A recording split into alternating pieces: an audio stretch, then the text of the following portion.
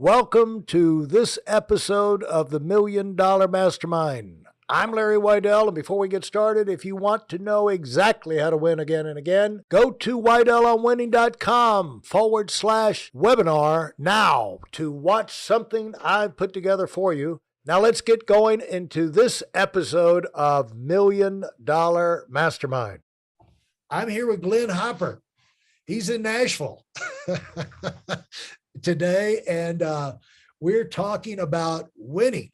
And he has a unique background in coming at winning, because he started off with the idea of journalism, of writing, wanted to be a novelist.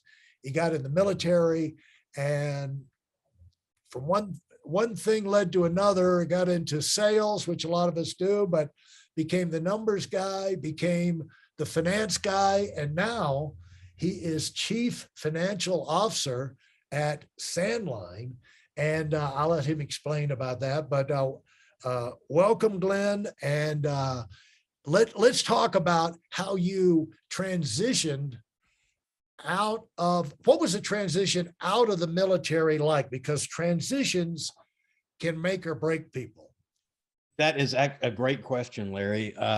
So the transition, I'm not going to lie, I was very nervous, a very nervous time in my life. And it was, we talked about people making decisions based on fear. And if you make decisions based on fear, you're not going to be able to survive these transitions. So when I got out of the Navy, it was 1999, and that was at the end of the sort of .com era. We were about to roll into the bust. So there were all these tech companies that I was looking at that I wanted to get out and go work for.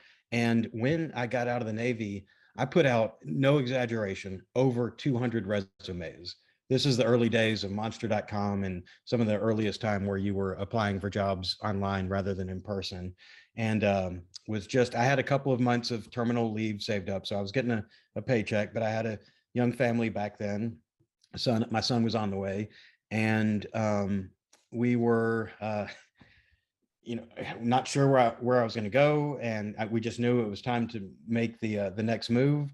So after several months and several resumes out, I finally got to a point where I had 2 job offers, and it was what I decided here would really set the path for the rest of my life. And one of the job offers was to work at an ad agency, at a very creative role. And the other was to go to a telecommunications startup as a marketing guy and to be a product manager. The ad agency job sounded a lot cooler. It was the kind of place back then that, had ping pong tables and bring your dog to work and all that. And, the espresso bar and, drinks in the office on Friday. So it was very appealing, but there was something about this startup telecom company where they called all the employees partners, you got equity, and you got to feel like you got to be a part of building something. And so I turned away from the really cool sounding job that would have been short-term fun and focused more on the corporate grind. I mean, it was a startup, but it was still, they were growing fast enough, and there was enough backing behind them that it got corporate pretty quickly. And but ultimately that's what set me on the path for one startup to another, and it's sort of established my career to this point. And so as you got into that new position, how did you navigate? What was your thinking? What did you talk to yourself about that would allow you to get successful, be successful, meet the right people, get yourself in the right position, and then continue to move up? I think the focus that I had was, I was product manager for a web-based product that it was called the Web Architect. And this is in 2000. So it's a tool that is commonplace now, but back then it was pretty revolutionary. But the product it was like Wix or WordSpace or any of these website builders, basically. Right. And so the idea was we would sell telecommunication services to a company, and they would also get this website builder so they could put their company website up. And I'm not a developer, but I've always been sort of interested in it. And I don't think I'd ever make a living writing code, but I know enough to be dangerous. And when I started this job as the product manager, the first thing I did was like get in the car and looking under the hood and wanting to see how it works. So I wanted to know all the programming that went behind it and all the behind the scenes. So I really, and that was unusual for someone in marketing to try to get that technical. So I think the way I differentiated myself was to not just say, oh, here's the pretty stuff that's on the front. This is what we do with it. I wanted to get under it and find out how it works.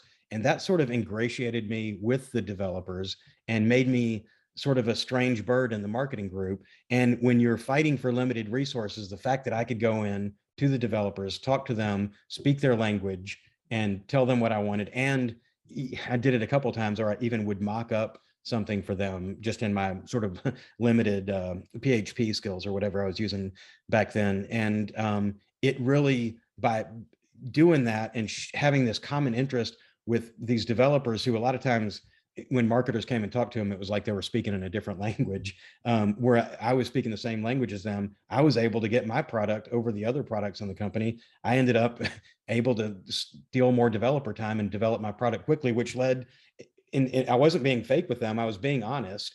But it, by understanding what they do and befriending them, I was able to develop my product quicker than some of the other product managers were with other products. So that really got me to understand that no matter what your role is, keep diving deeper and understand who the people are that are making it happen and appreciate how hard they work and communicate directly with them rather than just taking for granted that you have this tool or system or whatever it is that just works.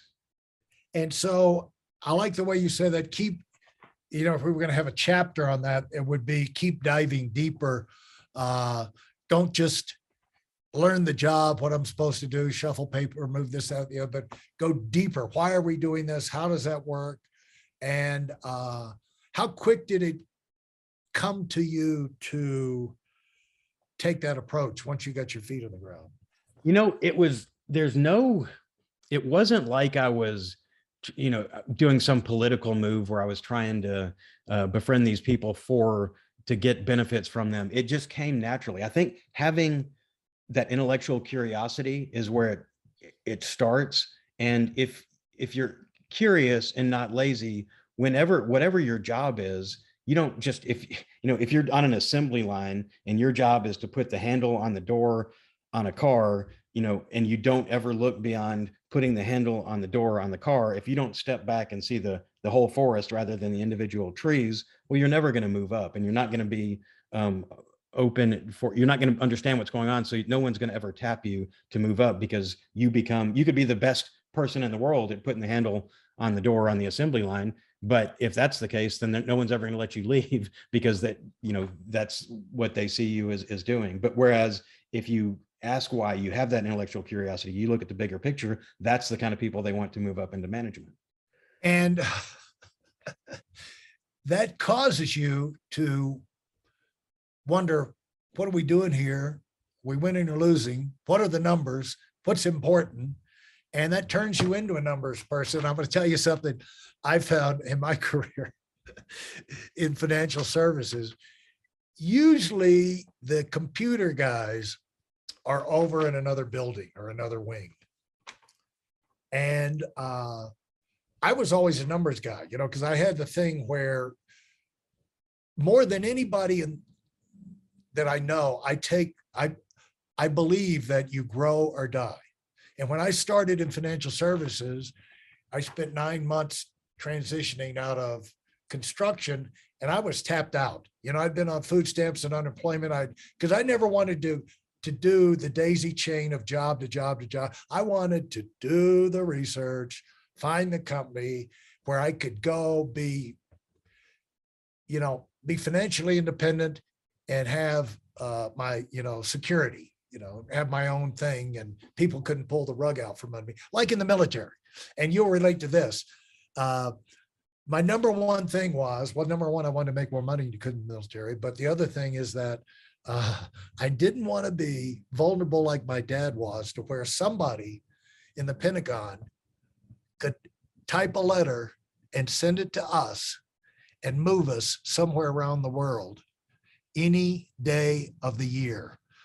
I just despise that, because there goes my friends, there goes my, and now I've got the nausea and nervousness like you go through a changing jobs, but kids don't like that.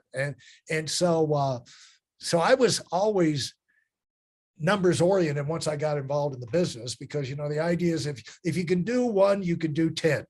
It's just a matter of time and getting your efficiencies and skills down. If you can do 10, you can do 100. But the idea is keep your momentum so you grow and you don't have to slump back. And also, I believe slumps and death comes a whole lot faster than life and living and growth. Growth takes forever, but death can come very quickly. You can cut down Well a said. 100-year-old, you can cut down a 100-year-old oak tree in 10 minutes. And so I was always very maniacal about the numbers, and from the first day of the month, because you only have 30 days in a month, and that month you're either going to grow or die over the last one. And so I drove the home office nuts, and I asked for so many reports. Finally, I went in and I went over, and it turned out, this is an organization of 100,000 people. I went over and went in the building. This is the early 90s.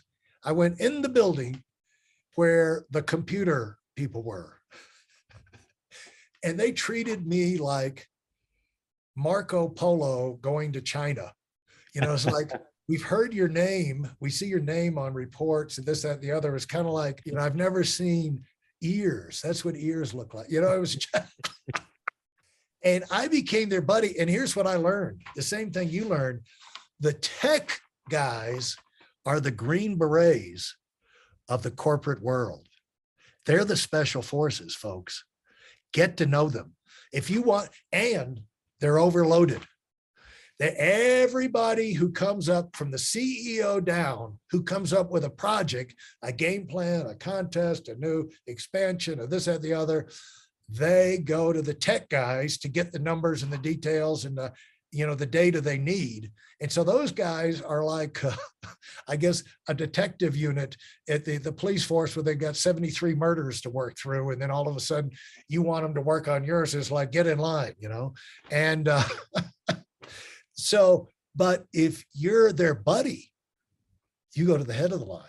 And I had the same thing. That I would get my stuff done quicker than the CEO would get his stuff done, because he wouldn't know what their workload is or what they were working on. And, he wouldn't know that they moved me in front of him. They just hadn't gotten his stuff out yet, and it was hysterical to me how that worked. But what a valuable piece of information. I don't think I've ever shared that with, on the podcast before, but I tell you, though, do you agree? Elaborate on that for me. Yeah, I mean, it's think about it. If you're in a role and people don't understand what you do, and they come to you and ask you for something, and they do it in a condescending way or in a dismissive way, that they don't care how hard it is. It seems easy to them because they might as well be typing a Google search and hit enter, and they don't know what happens behind the scenes. They just are waiting for whatever the browser returns to them. So when you had a very good point about how overworked the engineers and the developers are, and they really are, because you think about, like, our jobs, if you're not in that development world, you kind of, you have your routine things that you do, and it's easy to get into a rut and into a rhythm with that. But developers, I mean, the backlog and the requests from all the other business units are non-ending.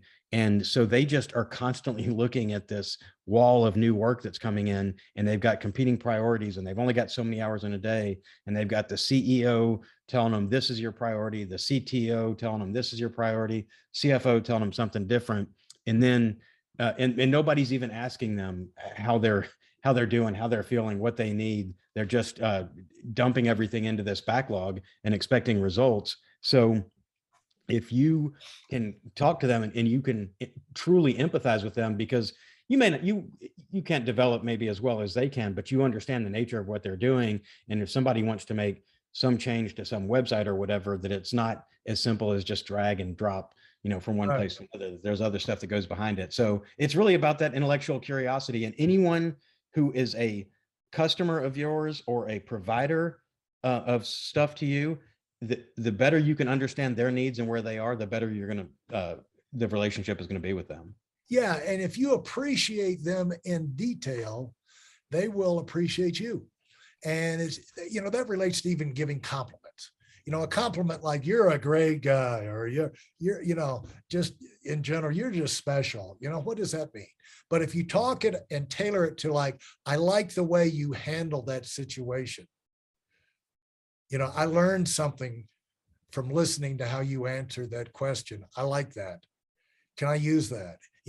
Now that becomes a compliment or a positive statement that will, they'll carry with them, and they won't look at it just endless flattery.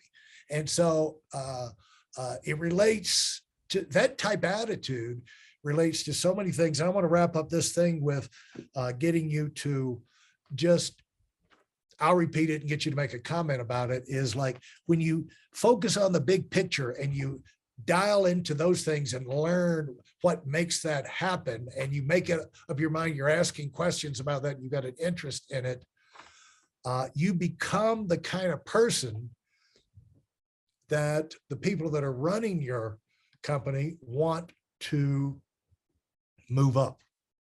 And you're telling me that as somebody who is now CEO of a company. And, these things don't happen by accident. I mean, there's certain people with certain mindset and interests and drives that do things, cause them to do the things that cause them to get the nod, or to, be the ones to start their own business and things like that. And so would you like, you have a comment to make about that before we move on? Yeah, I guess the last comment on it would be, it's about having a meta awareness of where you are, where the organization is. So it's, if you think about all of us as we coast through life, we're all having our unique experience. And so in this experience, I could be seeing one thing and the person sitting right next to me could be seeing something different based on our past experiences. So if you're just laser focused on your experience in the world and you don't understand or appreciate what's going on around you, then you're not going to be great at interacting with other people. You're certainly not going to be great at leading other people. So I think it's just all about knowing what you do, what you contribute, and where that fits in the overall scheme. And that's whether it's in a family situation, a sports team situation, or a company or the military. What is my role? What do I contribute? And how do I help people up and down the line from me to do their job, and so that we're all moving together. So I think it's just really about taking that focus away from the the only path is the path that I see ahead of me. Right. And the things that I do, or that's the only thing that matters, as long as I do my job, but, if you're a soldier in a war and you do a great job of your project, but then you wind up losing the war, it's just like, there are bigger things, it's just like Patton running out of gas, and they're not going to give him gas during World War II. It's just like, he didn't like it, but he has a sense to realize we got a war here, and my division or unit or whatever is not the only one. And, even at that level, you have to adapt. And so thanks so much. Can't wait to get going again. If you enjoyed what you've heard and are dead serious about finding out for yourself exactly how this works in the real world, I've taken the most valuable business lessons I've learned over 40 years and put them into something for you to watch. Go to whiteelementwinning.com/webinar now in order to move up as fast as possible. I'm Larry Weidel, and I run the $1 Million Mastermind. Go, go, go.